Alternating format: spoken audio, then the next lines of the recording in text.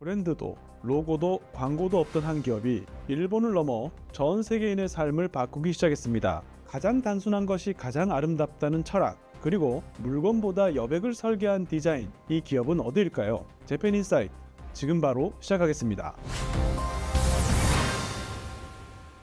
한일재단에서 자문교수를 맡고 있고요. 한국외대에서 일본 경제를 가르치고 또 연구하고 있는 이창민입니다. 여러분은 무지라는 브랜드 당연히 알고 계실 겁니다. 심플한 셔츠, 무늬 없는 노트, 색이 없는 포장, 조용한 매장 음악. 무지는 한눈에 보기에도 너무나 단정하고 조용합니다. 그런데도 전 세계 30개국 1300개 이상의 점포를 운영하면서 브랜드 충성도 면에서 애플, 유니클로, 이케아와 어깨를 나란히 하고 있습니다. 도대체 이 아무것도 없는 것 같은 브랜드가 왜 이렇게까지 강한 걸까요?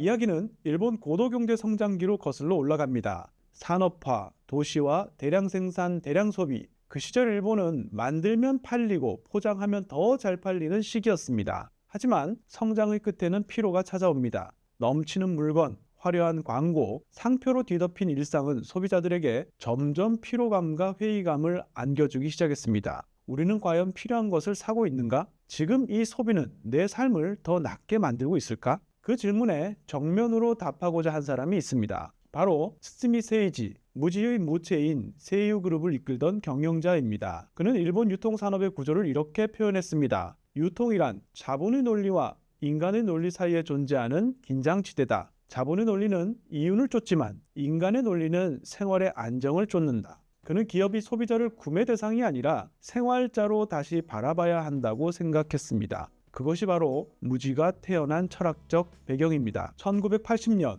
그는 세이유 백화점의 PB 상품 프로젝트를 시작하면서 디자이너 다나카 이코, 카피라이터 하라케이야, 그리고 철학자적 사고를 가진 팀과 함께 상표 없는 좋은 물건을 만들기 시작합니다. 이 프로젝트는 곧 무지루시 료힝, 즉 무지라는 이름을 얻고 독립 브랜드로 성장하게 됩니다. 이 시기의 무지는 기존의 모든 상식에 도전합니다. 로고 없이 상품을 진열하고 상품의 설명서조차 최소화하면서 포장에는 브랜드명이 아닌 원재료와 가격 정보만 기재합니다. 가공을 최소화하고 소재는 자연에 가깝게, 디자인은 시각적 소음 없이 본질만 남기도록 설계했습니다. 이 모든 것이 있는 것보다 없는 것이 낫다는 뺄셈의 미학에서 비롯된 실천이었습니다.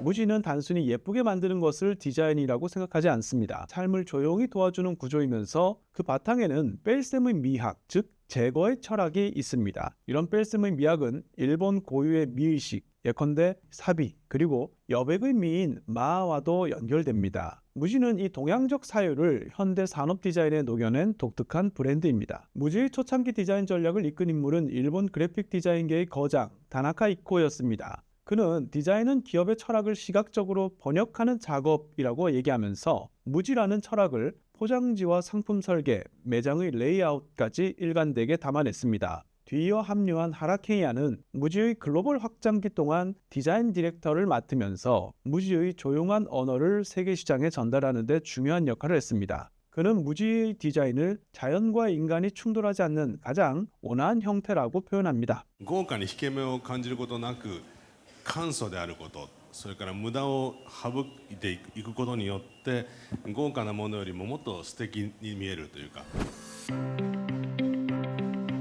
무지의 모기업은 료인 케이카크, 즉 양품 계획입니다. 이름부터가 특이하죠. 보통 기업 이름은 뭔가 강렬한 인상을 주거나 창업자 이름을 따릅니다. 그런데 이 회사는 아예 좋은 물건을 계획한다는 의미의 양품 계획을 사명으로 삼았습니다. 이 말 속에는 무지가 단순히 물건을 파는 기업이 아니라 좋은 삶을 위한 구조를 설계하는 팀이라는 자의식이 담겨 있습니다. 예를 들어 무지에는 아이디어 파크라는 온라인 커뮤니티가 있습니다. 이곳에서는 고객이 직접 제품 아이디어를 제안하고 무지 내부 팀과 함께 상품을 만들어 갑니다. 실제로 기저귀 파우치나 산모 수첩 케이스 같은 상품은 고객의 제안으로부터 시작됐고 최종 출시까지 공동 개발의 과정을 거쳤습니다. 디자인 회의에서도 누가 직급이 높은가 보다는 누가 더 나은 문제의식을 갖고 있는가가 중요하게 다뤄집니다. 자사 유통 시스템에서도 공동체적 접근을 지향합니다. 지역성과 접점을 형성하고 현지 매장 직원의 아이디어를 본사 정책에 반영하려고 노력합니다. 이처럼 무지의 조직과 유통은 전형적인 기업이 아니라 생활 공동체형 기업에 가깝다고 볼 수 있습니다. 소비자를 단순히 수요의 주체가 아니라 함께 좋은 삶을 설계하는 파트너로 보고 있다는 점에서 무지는 매우 독특한 구조를 유지하고 있습니다. 무지가 다루는 상품은 약 7천여 가지에 달합니다. 의류, 문구류, 가구, 식품, 스킨케어, 생활잡화에 이르기까지. 하지만 이 모든 제품군에는 하나의 공통된 방향성이 있습니다. 바로 유행하지 않지만 일상에 꼭 필요한 것. 무지는 상품 개발의 기준을 차별화보다 보편성에 둡니다. 예를 들어 무지의 음식 코너를 보면 일본식 과자, 말린 오징어, 쿠키 이런 소포장형 형태로 진열된 것들이 많이 있습니다. 맛은 자극적이지 않고 포장도 무난하면서 누가 먹어도 불편하지 않는 정도입니다. 의류 역시 무채색의 기본 아이템이 대부분이고 계절을 타지 않으면서 오래 입을 수 있는 것이 특징입니다. 무지는 이를 로의 상품이라 부릅니다. 이것이 아니면 안 된다가 아니라 이것으로도 충분하다라는 감각을 상품에 담고자 한다는 뜻입니다. 이러한 사고방식은 고급스러움과는 거리가 있어 보이지만 오히려 지금 같은 불확실한 시대 보통의 힘이 더 강하다는 것을 보여주고 있습니다. 무지는 단순히 일본 국내 브랜드가 아니라 지금은 전 세계 30개국 이상에 진출한 글로벌 브랜드입니다. 무지의 글로벌 진출 전략을 한마디로 요약하면 이렇습니다. 글로벌 더하기 로컬, 글로컬 무지. 즉 세계적인 보편성과 각 지역의 고유한 특성을 동시에 존중하는 전략을 추구하고 있다는 의미입니다. 이 전략이 구체적으로 어떻게 작동하는지 세 가지 주요 사례를 중심으로 말씀드리겠습니다. 무지가 처음 유럽 시장에 진출했을 때 상황은 순탄치 않았습니다. 홍콩이나 아시아 시장과는 달리 유럽에서는 브랜드 인지도가 낮았고 일본 제품에 대한 이해도 부족했습니다. 더 큰 문제는 무리한 다점포 출점 전략이었습니다. 너무 많은 매장을 동시에 열다 보니 브랜드 정체성이 소비자에게 충분히 전달되지 못했고 매출 역시 기대에 미치지 못했습니다. 이 경험을 바탕으로 무지는 전략을 전면 수정했습니다. 바로 1년에 한 개 점포만 오픈하는 전략이었습니다. 대표적인 사례가 이탈리아 밀라노입니다. 무지는 중개업체를 통하지 않고 직접 부동산을 조사하고 무리하게 넓은 매장이 아니라 지역에 맞는 규모와 컨셉트의 매장을 설계했습니다. 그리고 1년 안에 모든 투자비를 회수하는 데 성공합니다. 이후 무지는 파리, 런던 등 유럽의 주요 도시에서도 이 방식을 적용하면서 천천히 브랜드 인식을 높여갔습니다. 급속한 확장이 아니라 브랜드 철학을 정착시키는 방식으로 글로벌화를 추진한 것입니다. 중국은 무지의 가장 큰 해외 시장 중 하나입니다. 今日北京にオープンした無印良品の旗艦店。およそ5000平方メートルと中国国内で最大の広さを誇ります。 하지만 이 시장 역시 간단하지 않았습니다. 무지는 중국의 소비자들이 일본보다 훨씬 큰 용량의 제품을 선호한다는 점에 주목했습니다. 예를 들어 물통, 밥솥 등의 제품은 일본보다 두세 배 큰 용량으로 제작했습니다. 그리고 여기에 더 나아가서 AI를 활용한 상품 개발에 착수합니다. 무지는 중국 SNS상의 사용자 후기를 데이터화해서 분석하고 그 데이터를 기반으로 AI 감자 스낵, 현지 와인 등을 개발했습니다. 이 제품들은 베이징의 플래그십 매장에서 한정 출시됐고요. 큰 호응을 얻었습니다. 무지의 인도 진출은 또 다른 방향에서 의미가 깊습니다. 2023년 뭄바이에 세계 최대 규모의 무지 매장이 오픈됐습니다. 규모도 크지만 그보다 중요한 것은 이 매장이 현지 장인과의 협업을 통해 설계되었다는 점입니다. 매장에는 인도 전통 공예품이 전시되고 실제 판매 상품에도 지역 특유의 직물, 색감, 감성이 반영되어 있습니다. 단순히 일본 제품을 수입해서 파는 것이 아니라 현지 문화를 이해하고 존중하며 그들과 함께 무언가를 만들어간다는 태도가 핵심입니다.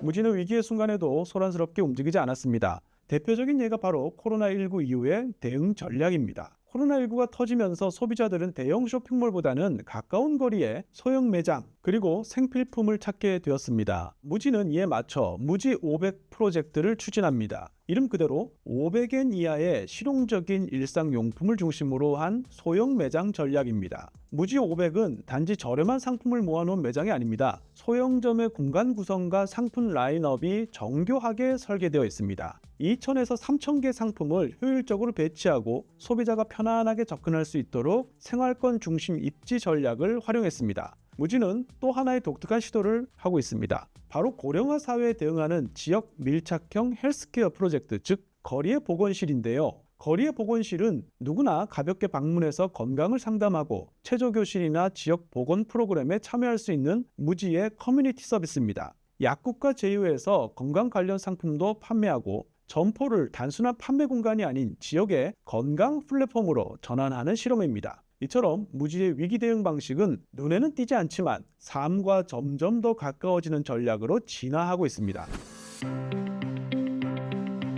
무지는 ESG를 경영의 본질로 삼고 있습니다. ESG 정신을 가장 상징적으로 보여주는 사례가 바로 이 키르기스스탄 공예품 프로젝트입니다. 무지는 키르기스 지역에서 수작업으로 제작된 슬리퍼를 일본, 미국, 유럽의 점포에서 판매하고 있습니다. 단순히 제품을 수입하는 것이 아니라 현지 생산자의 훈련과 기술 이전, 공정무역 기반의 가격 설정까지 함께 설계합니다. 이는 지역자원 활용과 재사용, 그리고 사회적 윤리 실천을 동시에 만족시키는 무지다운 방식이라고 할 수 있습니다. 이외에도 재생 플라스틱, 폐자재 활용, 매장 내 분리수거 시스템 정착, 점포 간 유유자원의 순환 공유 등을 통해서 순환형 소비 시스템을 실현하고 있습니다. 무지는 ESG를 마케팅 수단이 아니라 생활의 일부로 만들고자 합니다. 지금까지 무지의 철학, 조직, 디자인, 글로벌 전략, 그리고 ESG까지 살펴봤습니다. 무지는 단순한 제조 소매업체가 아니라 오히려 삶의 플랫폼에 가깝습니다. 매장은 물건을 파는 공간이 아니라 사람과 공간, 삶을 연결하는 장소로 변화하고 있습니다. 소비자는 상품을 사기 위해 무지에 가는 것이 아니라 나의 삶을 정돈하고 방향을 찾고 쉼을 얻기 위해 무지를 찾고 있습니다. 그리고 이 흐름은 앞으로 더욱 강해질 것입니다. 삶이 복잡해질수록 단순한 것의 필요는 더 커지기 때문입니다. 오늘은 철학적 자본주의의 실천자, 무지, 무인양품에 대해 살펴봤습니다. 앞으로 더욱더 재밌지만 유익한 숨어있는 일본 경제, 산업 이야기로 찾아뵙겠습니다. 오늘 재팬 인사이트는 여기까지입니다. 저는 이창민이었습니다.